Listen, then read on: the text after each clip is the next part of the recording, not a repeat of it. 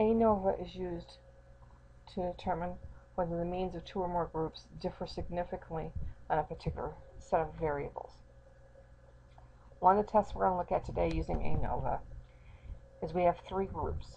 Each of the groups were given different learning strategies, and then the students were scored on how well they could do on word recall for a list of 15 words. The scores were the number of correct answers out of the 15. You'll see from the Excel spreadsheet that I've had Group A here and the 10 students that responded and their scores. Group B had a different strategy, and Group C had an even different strategy. What we're going to do here is, if you go to Data and your Data Analysis, at the very top you're going to see ANOVA Single Factor. Click OK. Input range is going to be all three groups. Now this time I'm going to do a little bit different than what I've done with some of the other ones. We're going to include the labels this time so that we can see the labels in our results. So you're going to go ahead and go A1 through C11, but you're going to click on your argument box that you have labels in the first row. That way Excel will know that first row is supposed to be what it is. You will see it defaults to an alpha of 0.05. We can change that if we want. In this particular circumstance, we're going to leave it 0.05. And we're going to give it an output range, and we're just going to tell it, give it a great big thing in case we need it. Output range.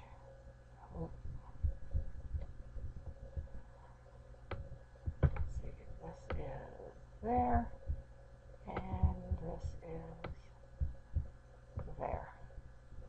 We'll click OK. Now, what does it tell us? I'm going to open this up a little bit so we can read it a little bit better.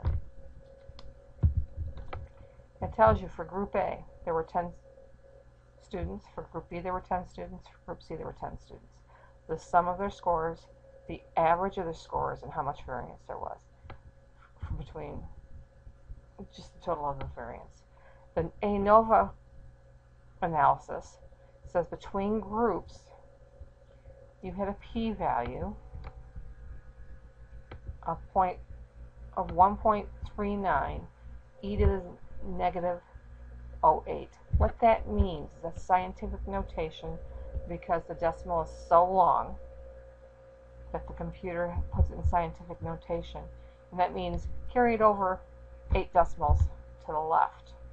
So actually, your p-value is 0.0000139.